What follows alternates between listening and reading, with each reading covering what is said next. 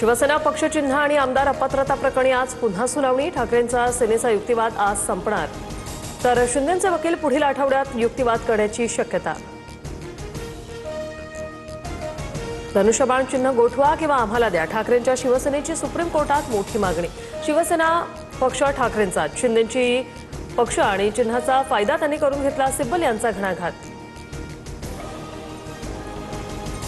लोकशाहीत बहुमताला महत्व, ठाकरेंचे वकील सिब्बल वारंवार तेच मुद्दे मांडतात।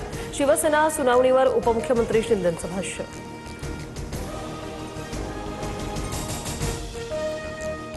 सहा ते 8 महिन्यानंतर नरेंद्र मोदी पंतप्रधान राहणार नाहीत। पीएम मोदी राजकीयदृष्ट्या संपलेत। काँग्रेसच्या बैठकीत राहुल गांधी यांचं मोठं विधान, सूत्रांची माहिती।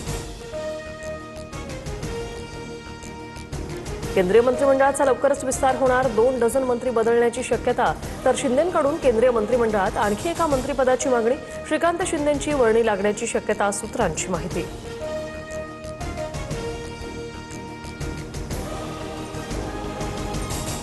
एकोणतीस तारखेला अंतरवालीतून उपोषण करणार, प्रश्न निकाली निघाला नाही तर मुंबईला जाणार, मनोज जरांगे यांचा थेट इशारा।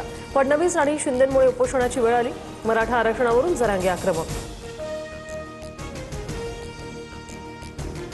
अमराठी रिक्षा टॅक्सी चालकांवर आजपासून कारवाई, 3 महिन्यानंतरही मराठी न आल्यास परवाना कायमचा रद्द करणार, कुणाचीही मगरुरी खपवून घेणार नाही, प्रताप सरनाईक यांचा इशारा।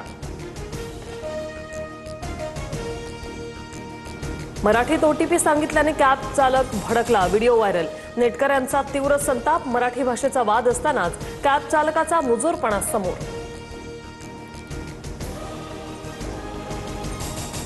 राज्यातील 92 लाख लाडक्या बहिणी अपात्र, ई-केवायसी नंतर लाभार्थी महिलांची संख्या 2.48 कोटींवरून घसरून थेट 1 कोटींवर। योजनेचा भार दरमहा 2484 कोटी।